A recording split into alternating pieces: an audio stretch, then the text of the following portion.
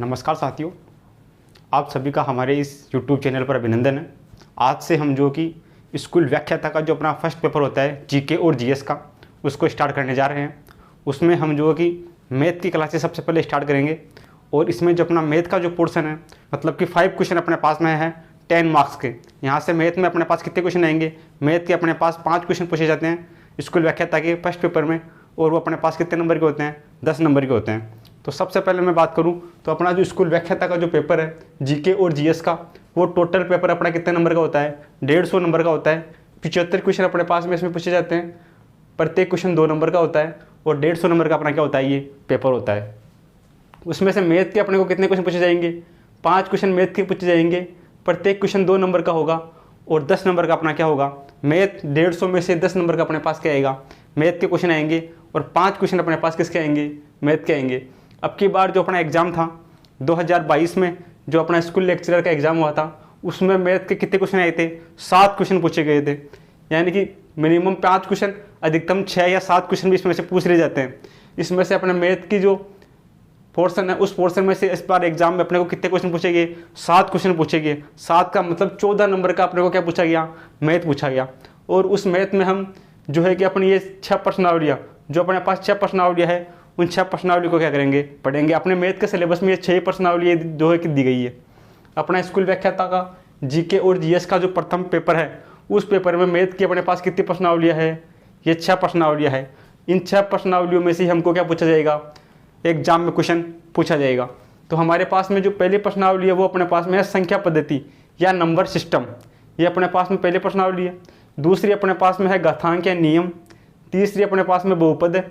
चौथा प्रश्नावली है वो है 2 चरों वाली सरल समीकरण। तीसरी अपने पास में है सांख्यिकी और पांचवी अपने पास में है सांख्यिकी और छठी अपने पास में क्या है? क्षेत्रमिति। इस प्रकार से ये 6 प्रश्नावली अपने सिलेबस में स्कूल व्याख्याता के फर्स्ट पेपर में दी गई है। इन्हीं 6 प्रश्नावलियों में से हमको मैथ के क्या जो क्वेश्चन है वो पूछे जाएंगे। तो सबसे पहले आज की क्लास में हम संख्या पद्धति यानी कि जो नंबर सिस्टम है उसको क्या करते हैं? स्टार्ट करते हैं। और ये मैथ की क्लास से अपन जो है कि संख्या पद्धति अपने पास में है, संख्या पद्धति को हम 6 क्लास में कंप्लीट करेंगे। घातांक और नियम को हम 3 क्लास में कंप्लीट करेंगे। बहुपद अपने पास में है, इसको हम 6 क्लास में कंप्लीट करेंगे। 2 चरों वाली रैखिक समीकरण है, इसको हम 3 क्लास में कंप्लीट करेंगे। सांख्यिकी अपने पास में है, ये बड़ी है, इसको हम कम से कम 10 क्लास में इसको कंप्लीट करेंगे। और क्षेत्रमिति को हम 5 क्लास में कंप्लीट करेंगे। तो अपने टोटल कितनी क्लास होगी? 6 क्लास अपने पास इसकी होगी, 6 क्लास अपने पास में घातांक की होगी, 6 बहुपद की होगी, 3 क्लास से 2 चरों वाली रैखिक समीकरण की होगी, 10 क्लास से अपने पास में सांख्यिकी की होगी और 5 क्लास से किसकी होगी? क्षेत्रमिति की होगी। तो अपने पास में 6 और 6 12 और 3 15, 15 और 3 अपने पास 18, 18 और 10 अपने पास में 28, 28 और 5 अपने पास में कितनी होगी? 33 क्लास है। Total 33 class, 33 class. 33 क्लास में क्या करेंगे? अपने इस मैथ का जो पोर्शन है 10 क्वेश्चन का, उसको 33 क्लास में कंप्लीट करेंगे। अपना जो प्रत्येक क्लास होगा वो 40 से 50 मिनट का होगा। डेली अपना 40 से 50 मिनट का क्लास होगा और 33 क्लास में हम क्या करेंगे? इस मैथ के सिलेबस को क्या करेंगे? कंप्लीट करेंगे। और आज से हम क्या स्टार्ट करेंगे? आज से हम प्रश्नावली नंबर 1 संख्या पद्धति यानी कि नंबर सिस्टम को क्या करेंगे? स्टार्ट करेंगे। अपना जो पहला प्रश्नावली है वो अपना है नंबर सिस्टम या संख्या पद्धति। ये अपने पास में जो पहला अपना प्रश्नावली है वो अपने पास में है संख्या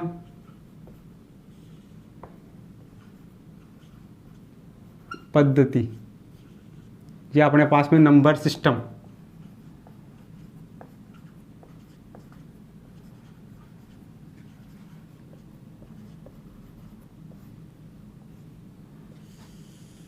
ये अपना प्रश्नावली नंबर कौन सा है? फर्स्ट है।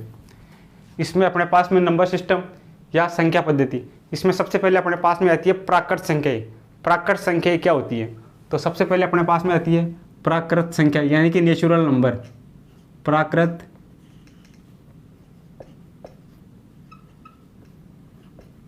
संख्याएं, नेचुरल नंबर।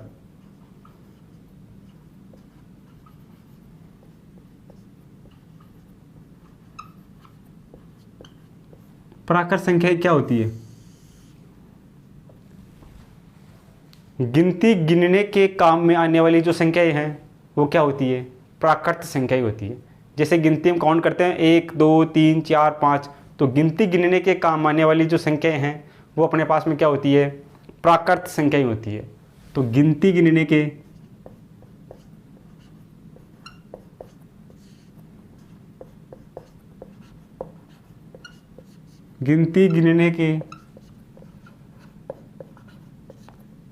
काम आने वाली गिनती गिनने के काम आने वाली संख्याएं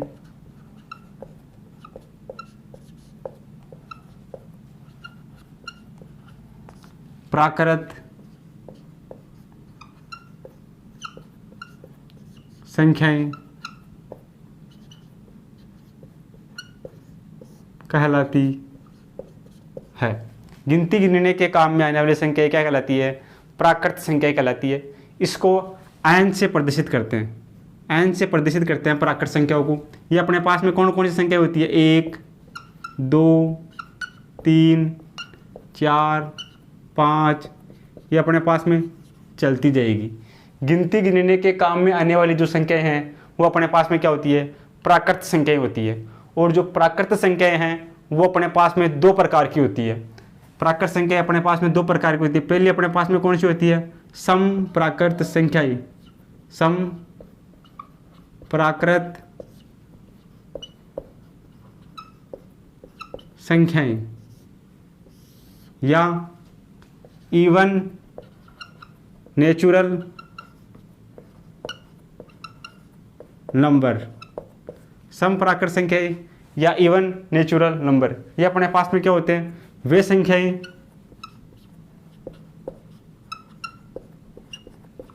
संख्याएं जो दो से पूर्ण रूप से विभाजित हो। वे संख्याएं जो दो से पूर्ण रूप से विभाजित हो या फिर जिनमें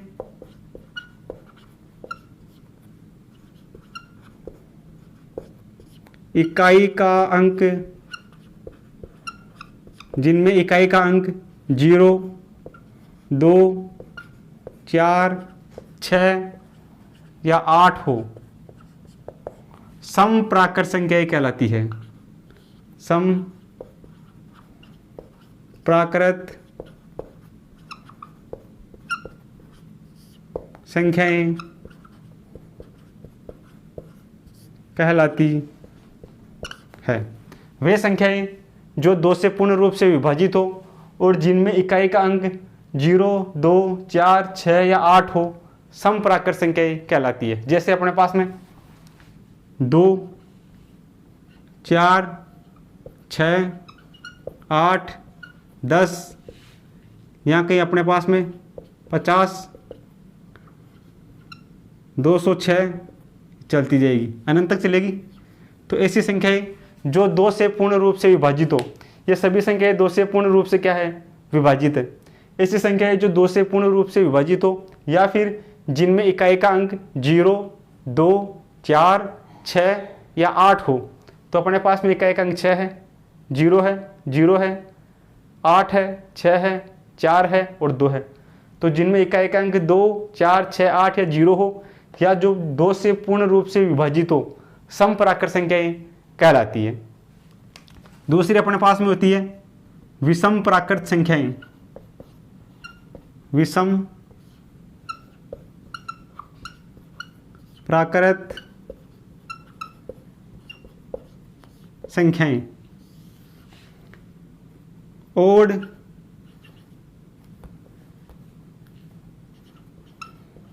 नेचुरल नंबर।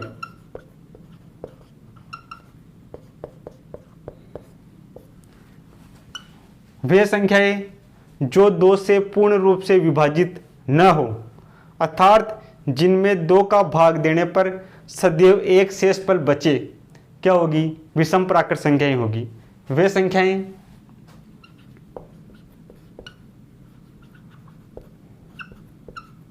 वे संख्याएं जो 2 से पूर्ण रूप से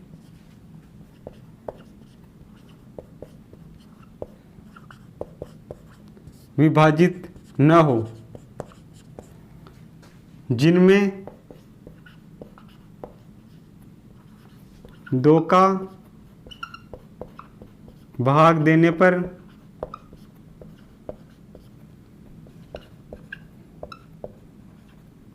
सदैव एक शेष बचे। विषम प्राकृत संख्याएं, विषम प्राकृत संख्याएं कहलाती है। ऐसी संख्याएं जो 2 से पूर्ण रूप से विभाजित नहीं हो या जिनमें 2 का भाग देने पर सदैव एक शेषफल बचे, वो क्या होगी? विषम प्राकृत संख्याएं होगी। और जिनमें इकाई का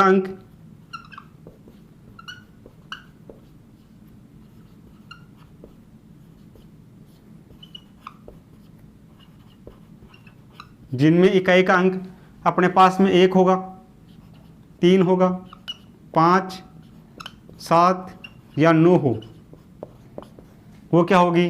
विषम प्राकृत संख्याएं होगी। जैसे अपने पास में 1, 3, 5, 7, 9, 11, 13, 15, 17 चलती जाएगी, 19 अनंत तक चलेगी।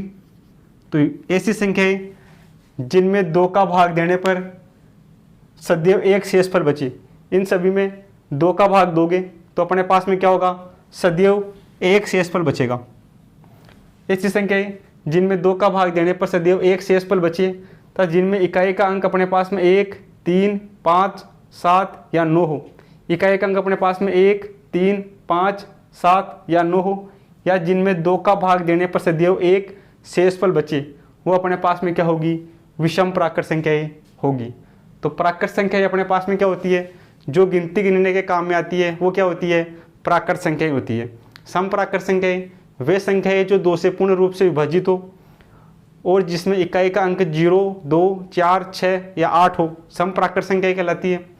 विषम प्राकृत संख्याएं वे संख्याएं जो 2 से पूर्ण रूप से विभाजित ना हो, जिनमें 2 का भाग देने पर सदैव एक शेषफल बचे, विषम प्राकृत संख्याएं कहलाती है। और जिसमें इकाई का अंक 1, 3, 5, 7 या 9 हो, वो अपने पास में क्या होगी? विषम प्राकृत संख्याएं होगी। आगे अपने पास में आती है अभाज्य संख्याएं।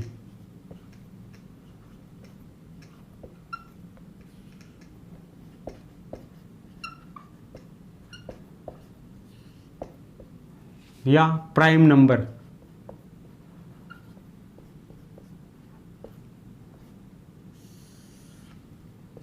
ये अपने पास में क्या होता है? वे संख्याएं जो 1 से विभाजित हो तथा स्वयं से विभाजित हो और इसके अलावा अन्य किसी संख्या से विभाजित ना हो, अभाज्य संख्याएं कहलाती है। वे संख्याएं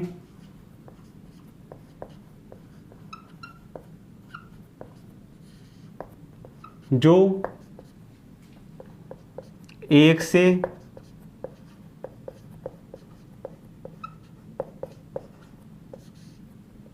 विभाजित हो तथा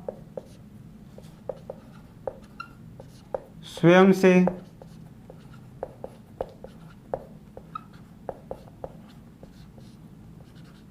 विभाजित हो तथा अन्य किसी संख्या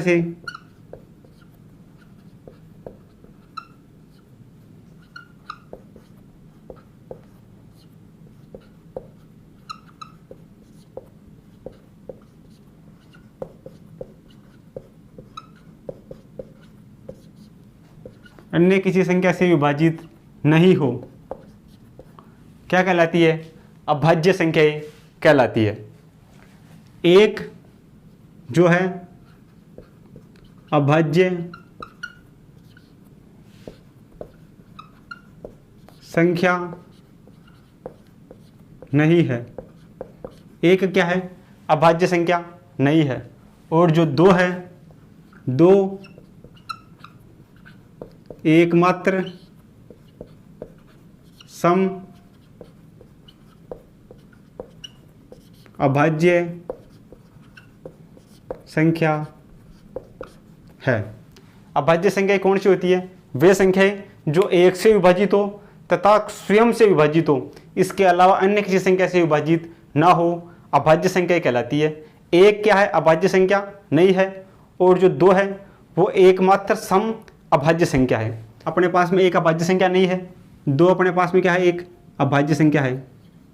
तीन अपने पास अभाज्य संख्या है। पाँच अपने पास एक अभाज्य संख्या है। सात अभाज्य संख्या है। 11 अपने पास में एक अभाज्य संख्या है। 11 के बाद में 13, 17, 19, 23, 29, 31, 37, 41, 43, 47, 53, 59, 61, 61 के बाद में 67, 71, 73, 79, 83, 89 और 97। ये अपने पास में 1 से 100 तक क्या होगी? अभाज्य संख्या ही होगी। इनकी संख्या अपने पास कितनी है? 1, 2, 3, 4, 5, 6, 7, 8, 9, 10, 11, 12, 13, 14, 15, 16, 17, 18, 19, 20, 21, 22, 23, 24, 25। 1 से 100 तक की संख्या में अपने पास 25 अभाज्य संख्याएं हैं। तो अपने को क्वेश्चन में पूछ लिया जाए कि 1 से 30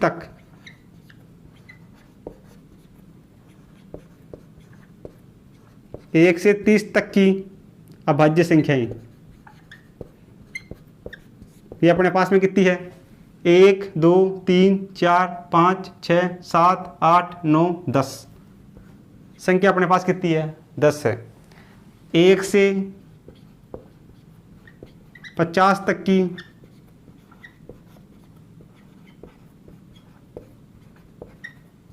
अभाज्य संख्याएं ये अपने पास में कितनी है? 10 के बाद में 11, 12, 13, 14, 15। संख्या अपने पास कितनी है? 15 है। 1 से 100 तक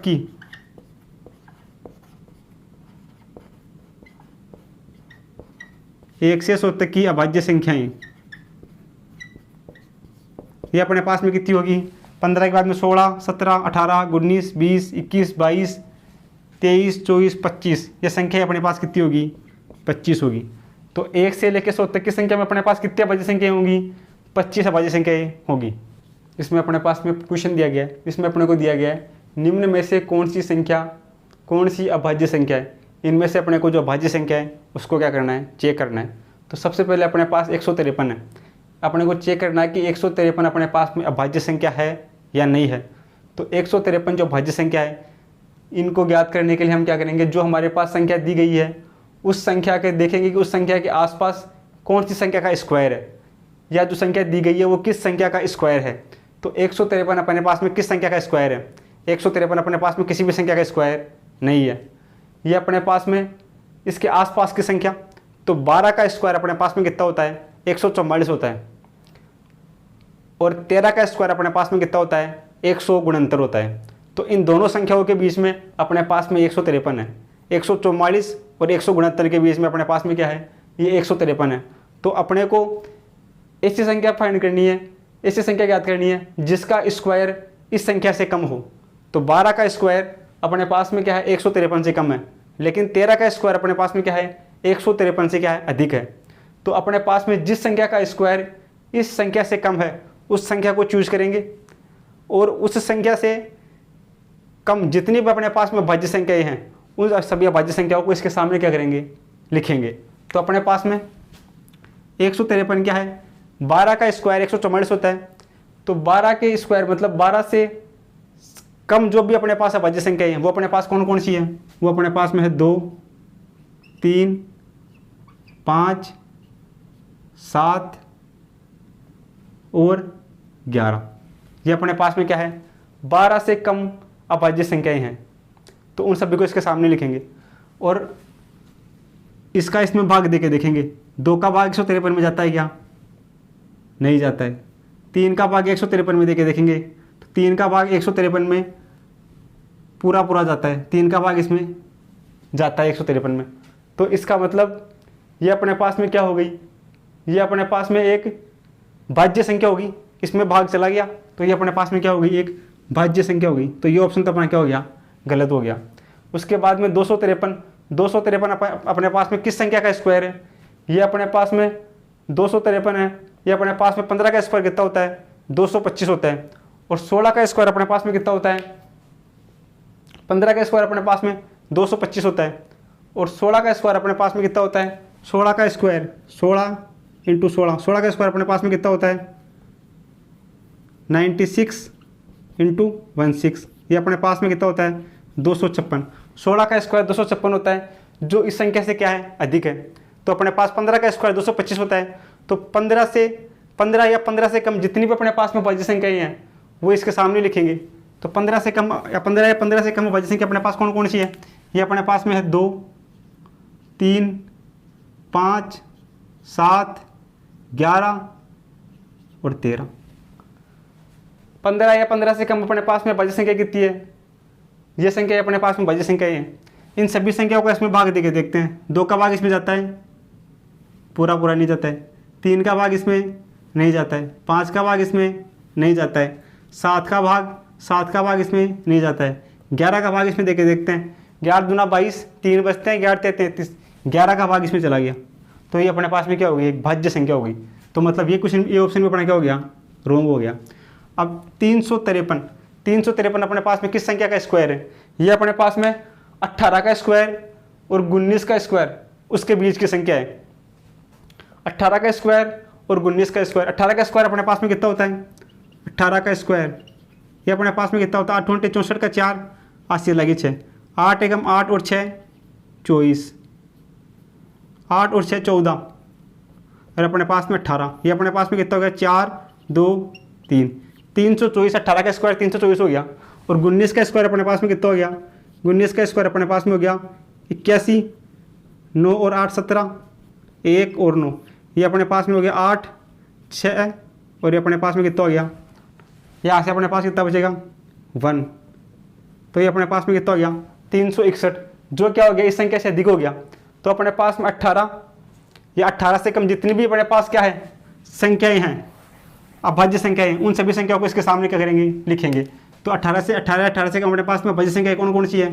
अपने पास में 2 है, 3 है, 5 है, 7 है, 11 है, 13 है और 17 है। 18 या 18 से कम भाज्य संख्या अपने पास में ये है। इन सभी का इसमें भाग देके देखेंगे तो अपने पास में 2 का भाग इसमें जाता है क्या? पूरा पूरा नहीं जाता है। 3 का भाग इसमें देके देखेंगे, 3 का भाग इसमें पूरा पूरा नहीं जाता है। 5 का भाग भी पूरा पूरा नहीं जाता है। 7 का भाग भी इसमें पूरा पूरा नहीं जाता है। 11 का भाग भी इसमें पूरा पूरा नहीं जाता है। 13 का भाग भी इसमें पूरा पूरा नहीं जाता है। 17 का भाग भी इसमें पूरा पूरा नहीं जाता है। तो मतलब किसी भी संख्या का भाग नहीं जा रहा है तो ये अपने पास में क्या होगी? एक अभाज्य संख्या होगी। इस प्रकार हम क्या कर सकते हैं? इस तरह के क्वेश्चन को सोल्व कर सकते हैं। जैसे जो भी संख्या हमारे पास दी गई है, पहले हम चेक करेंगे कि उस संख्या का स्क्वायर अपने पास में कौन सा है, कौन सी संख्या का स्क्वायर जो है इस संख्या के आसपास है। तो 11 का स्क्वायर ये अपने पास 12 का स्क्वायर है और 13 का स्क्वायर इसके बीच की संख्या है। तो जो कम वाली संख्या है उस संख्या से कम जितनी भी अपने पास अभाज्य संख्याएं होगी उन सभी अभाज्य संख्याओं का इसमें भाग देके देखेंगे। और जिस संख्या का भाग चला जाता है तो अपने पास में अभाज्य संख्या नहीं होगी, और अपने पास में भाग किसी भी संख्या का नहीं जाता है तो वो अपने पास में क्या होगी? एक अभाज्य संख्या होगी। ऐसे हम इन क्वेश्चनों को क्या कर सकते हैं? सोल्व कर सकते हैं। जैसे अपने को यह दिया गया है कि 167 चेक करना कि अपने को यह अभाज्य संख्या है कि नहीं है। तो 167 है वो अपने पास में 12 के स्क्वायर और 13 के स्क्वायर के बीच की संख्या है। तो हम इसके लिए क्या करेंगे? 12 के स्क्वायर का प्रयोग करेंगे। और 12 का स्क्वायर मतलब 12 से कम जितनी भी अपने पास में अभाज्य संख्या होगी उन सभी अभाज्य संख्याओं का इसमें भाग देके देखेंगे। तो 12 से कम अपने पास अभाज्य संख्या कौन कौन सी होगी? 2, 3, 5, 7 और 11। ये हो गया अभाज्य संख्या। इन सभी का इसमें भाग देके देखेंगे। 2 का भाग इसमें नहीं जाता, 3 का भाग इसमें, 3 का भाग इसमें, 3 पंजे 15, 3 का भाग भी इसमें नहीं जाता, 5 का भाग भी इसमें नहीं जाता, 7 का भाग, 7 दूनी 14, 2 अपने पास बचते हैं, 7 का भाग भी इसमें नहीं जाता। 11 का भाग देके देखते हैं, तो 11 का भाग अपने पास में क्या होगा, 11 एकम 11, यहाँ से अपने पास 5 बचते हैं, तो 11 का भाग भी इसमें अपने पास में नहीं जाता। इसमें 2 का भाग नहीं जाता, 3 का भाग भी इसमें नहीं जा रहा, 3 पंजे 15 नहीं जा रहा, 5 का भाग भी नहीं जा रहा, 7 का भाग 7 दूनी 14, 2 और 7 27, 7 का भाग भी नहीं जा रहा और 11 का भाग भी नहीं जा रहा। तो ये अपने पास में क्या है, एक अभाज्य संख्या है।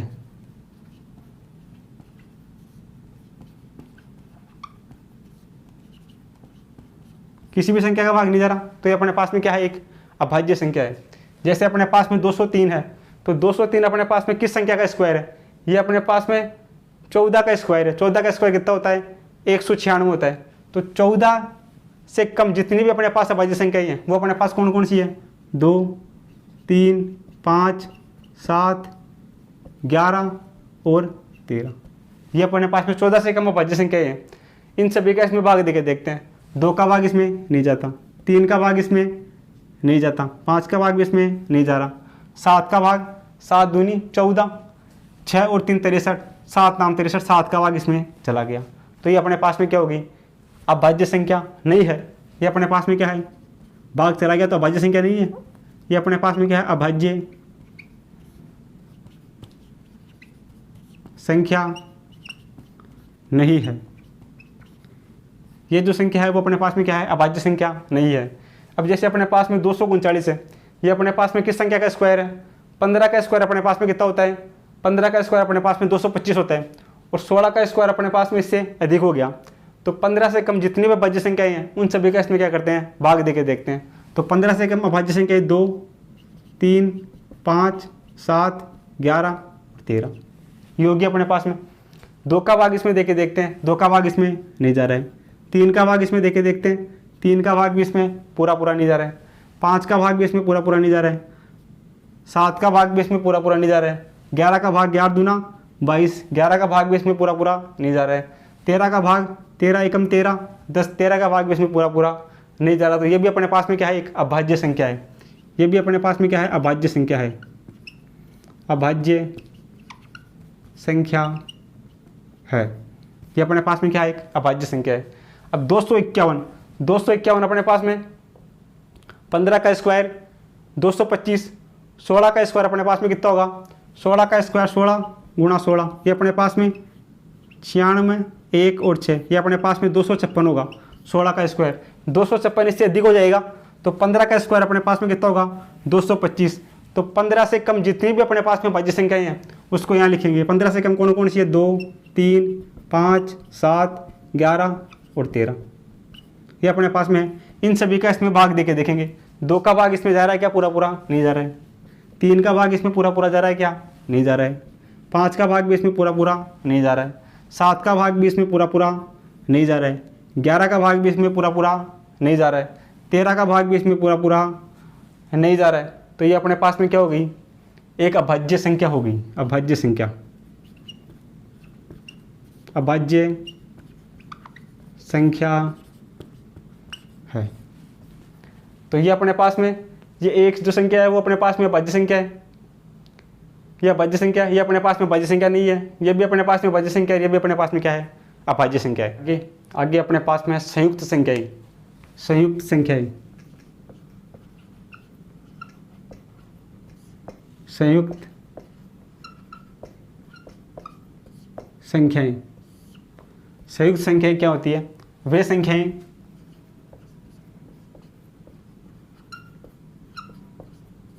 संख्याएं जो एक से तथा स्वयं के अतिरिक्त, एक से तथा स्वयं के अतिरिक्त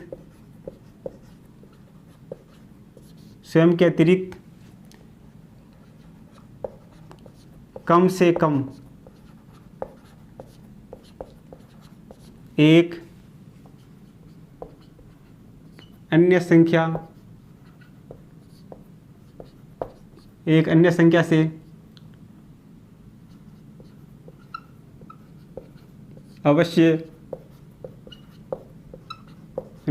अवश्य विभाजित हो। संयुक्त संख्या वो होती है जो संख्या एक से विभाजित हो स्वयं से विभाजित हो और कम से कम किसी एक अन्य संख्या के साथ और क्या हो, विभाजित हो, संयुक्त संख्या कहलाती है। एक जो है अपने पास में एक संयुक्त संख्या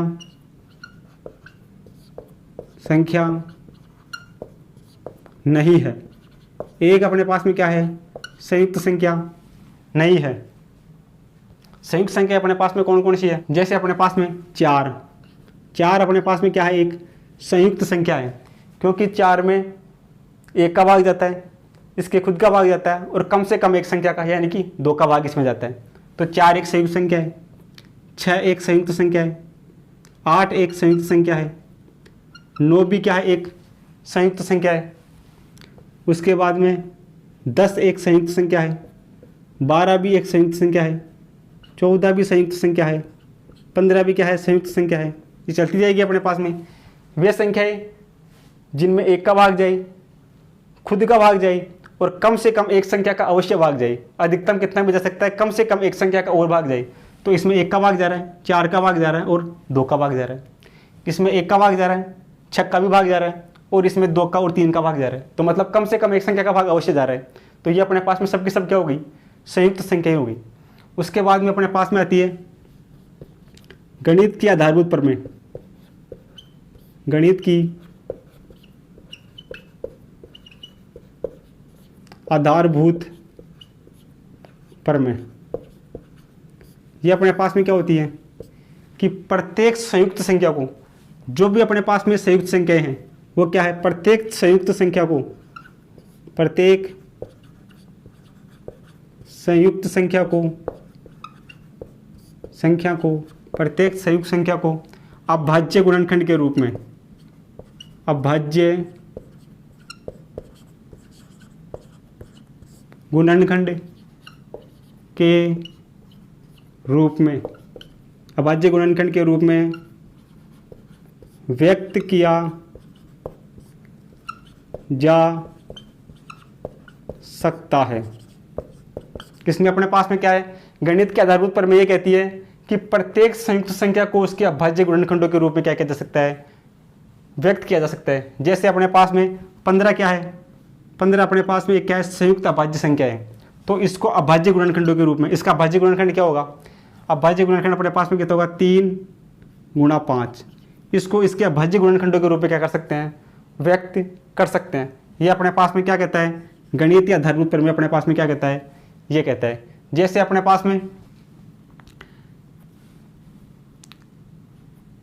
14 है, तो 14 को अभाज्य गुणनखंड के रूप में, 14 के अपने पास अभाज्य गुणनखंड क्या होंगे, ये अपने पास में होंगे 7 × 2। 2 भी अपने पास में भाज्य संख्या है और 7 भी अपने पास में क्या भाज्य संख्या है। तो भाज्य गुणनखंड क्या होगा इसके, 7 × 2 = 14। तो प्रत्येक संयुक्त संख्या को उसके अभाज्य गुणनखंडों के रूप में व्यक्त किया जा सकता है। ये अपने पास कौन कहता है, गणित की आधारभूत प्रमेय कहती है। जैसे अपने को ये 2 क्वेश्चन दिए गए, इसमें अपने को दिया गया है कि 2 की घात 5, 3 की घात 6, 15 की घात 4 और 19 की घात 1 को अभाज्य गुणनखंडों के रूप में व्यक्त कीजिए। तो अपने पास में क्या होगा, अपने पास में 2 की घात 5, तो 2 की घात 5, 3 की घात 6 गुणा 15 की घात 4 गुणा 19 की घात क्या है 1। इसको अपने को क्या करना है, अभाज्य गुणनखंडों के रूप में व्यक्त करना है। तो अपने पास में 2 क्या है, एक अभाज्य संख्या है, तो इसका स्क्वायर अपने पास में कितना है, 5 है। 3 अपने पास में एक अभाज्य संख्या है, इसका स्क्वायर अपने पास में कितना है, 6 है। 15 है, तो 15 क्या है, अपने पास में एक संयुक्त संख्या है। तो संयुक्त संख्या को क्या कर सकते हैं हम, अभाज्य गुणनखंडों के रूप में व्यक्त कर सकते हैं। तो इसके अभाज्य गुणनखंड अपने पास में क्या होगी, 15 के अपने पास में होगी 3 × 5। इसकी पावर कितनी होगी, 4 होगी। 15 के अभाज्य गुणनखंड अपने पास में कितनी होगी, 3 × 5 15, 15 की पावर अपने पास में कितनी है, 4 है। गुणा 19 की घात अपने पास में कितनी है, 1 है। अब इसको हम कैसे ले सकते हैं, तो 2 की घात 5 गुणा 3 की घात 6 गुणा, इस घात को अलग अलग लिख सकते हैं। जैसे 3 की घात 4 गुणा 5 की घात 4 गुणा ये अपने पास में 19 की घात 1। तो अपने को क्या करना है, अभाज्य गुणनखंडों की संख्या ज्ञात करनी है। तो इसमें ले सकते हैं 2 की घात 5 गुणा 3 की घात 6 और 3 की घात 4, तो 3 की घात कितनी हो गई 10 गुणा 5 की घात 4 गुणा 19 की घात 1। अपने को अभाज्य गुणनखंडों की संख्या याद करनी है, तो अपने पास में इसमें कितनी है, इसकी 2 की पावर कितनी है 5 है, तो अपने पास में 5 प्लस ये अपने पास में 10 प्लस 4 प्लस 1, यानी कि इन सभी की पावर्स का क्या कर देंगे, योग कर देंगे। तो अपने पास में कितना होगा 10 और 5 15, 4 19, 1 अपने पास कितना होगा 20। तो अपने पास में अभाज्य गुणनखंडों की संख्या कितनी होगी 20 होगी। 20 अपना क्या होगा इसमें आंसर होगा। अपने पास में है, इसमें अपने को देगा 6 की घात 5, 7 की घात 2, 9 की घात 3, 15 की घात 4 में अभाज्य गुणनखंडों की संख्या अपने को क्या करनी है, ज्ञात करनी है।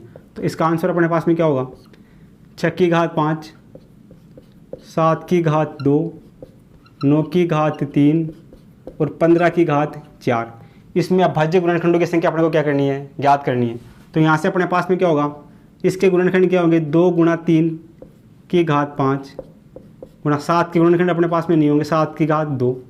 9 को क्या ले सकते हैं 3 गुणा 3 की घात 3 गुणा 15 को ले सकते हैं 3 गुणा 5 की घात 4, ऐसे लिख सकते हैं।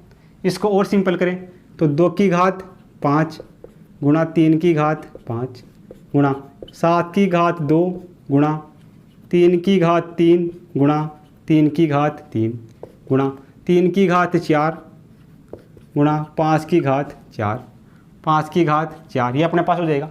तो यहाँ से अपने पास 2 की घात 5 गुणा 3 की घात 5 इसमें, 3 इसमें है, 3 इसमें है और 4 इसमें है। तो 4 और 3 7 और 3 10 और 5 15, तो 3 की घात 15 एक साथ लिख दे इसको, गुणा 7 की घात 2 गुणा 5 की घात 4, ये होगा अपने पास में।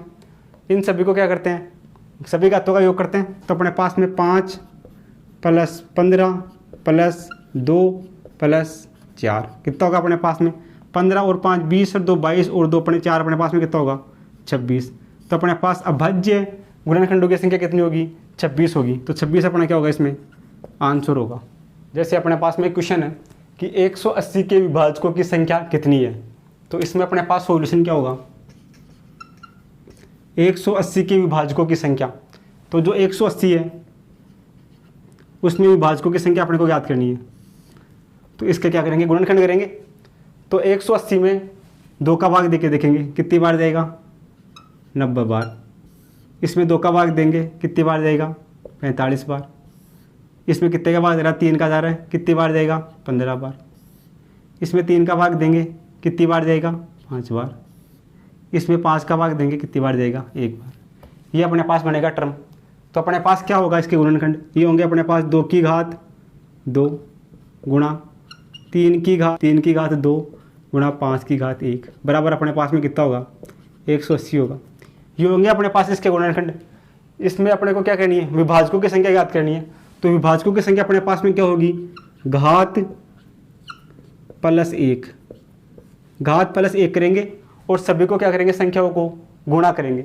तो अपने पास में विभाजकों की संख्या घात प्लस 1, इसकी घात कितनी है 2, तो इसकी घात 2 प्लस 1, ये घात प्लस 1 हो गया।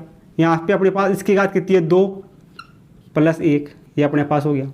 इसकी घात अपने पास कितनी है 1, तो घात 1 प्लस 1, ये अपने पास टर्म बन गया। और इन सभी का क्या करेंगे गुणा। ये अपने पास में क्या होगी विभाजकों की संख्या होगी घात प्लस 1, इसकी घात प्लस 1, इसकी घात प्लस 1 और इसकी घात प्लस 1 और इन सभी का क्या होगा गुणा।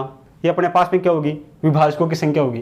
तो यहाँ से अपने पास में कितना होगा 3 गुणा, यहाँ से अपने पास कितना होगा 3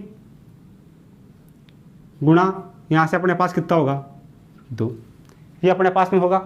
तो 3 3 9 और 9 दूनी अपने पास कितना हो गया 18, ये वैल्यू अपने पास में कितना हो गया 18।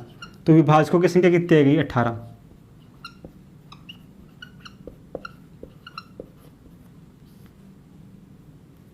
विभाजकों की संख्या ये अपने पास कितनी हो गई 18 हो गई। इसमें क्या करेंगे सबसे पहले जो संख्या दी हुई है उसके गुणनखंड करेंगे और जो भी अपने पास घात पावर होगी उस पावर में 1 जोड़ेंगे, इसकी घात में 1 जोड़ेंगे, ये इसकी घात इसमें 1 जोड़ेंगे, इसकी घात उसमें 1 जोड़ेंगे और सभी संख्या को क्या कर देंगे गुणा कर देंगे। अपने पास विभाजकों की संख्या आ जाएगी। जैसे अपने पास एक एग्जाम्पल और करके देखते हैं, 288 के विभाजकों की संख्या, तो इसके गुणनखंड अपने पास में क्या होंगे, आंसर अपने पास में क्या होगा, 288 है, इसके गुणनखंड करते हैं। 2 का भाग देने पे कितनी बार जाएगा, 1 4 4, 2 का भाग देंगे तो अपने पास में 7 और 2, फिर 2 का भाग देंगे तो अपने पास में 3 और 6, 2 का भाग देंगे तो अपने पास में 18, फिर इसमें 2 का भाग देंगे तो अपने पास 9 आएगा, फिर 3 का भाग देंगे तो अपने पास में 3 आएगा, और फिर 3 का भाग देंगे वैल्यू अपने पास में कितना आएगा, 1 आएगा। तो इसके गुणनखंड कितने हो गए अपने पास में, 2 की घात 1 2 3 4 5, 2 की घात 5 गुणा 3 की घात 2, ये अपने पास कितना हो गया, 288 हो गई, 288 हो गया। अब इसमें अपने को क्या करना है, घात प्लस 1 करना है, और सभी उनसे क्या करना है, गुणा करना है। तो घात प्लस 1 5 प्लस 1 गुणा इसका घात प्लस 1 2 प्लस 1, ये होगा अपने पास में 5 और 1 अपने पास में कितना होगा, 6 गुणा 2 और 1 अपने पास में कितना होगा, 3, कितना होगा, 6 3 18। तो विभाजकों की संख्या, विभाजकों की संख्या बराबर कितनी होगी, 18। ये अपना क्या हो गया, आंसर हो गया। इस प्रकार हम क्या कर सकते हैं, इनमें विभाजकों की संख्या ज्ञात कर सकते हैं। जैसे अपने पास में ये है 720 के विभाजकों की संख्या अपने को ज्ञात करनी है। तो सबसे पहले हम क्या करेंगे, आंसर अपने पास में क्या होगा, जो 720 है उसके गुणनखंड करेंगे, टुकड़े करेंगे उसके, तो अपने पास इसमें 2 का भाग देंगे तो कितनी बार जाएगा, ये अपने पास ये बचेगा। फिर इसमें 2 का भाग देंगे तो अपने पास में 180 बचेगा। फिर इसमें 2 का भाग देंगे अपने पास 90 बचेगा। फिर इसमें 2 का भाग देंगे 45 बचेगा। इसमें 3 का भाग देंगे 15 बचेगा।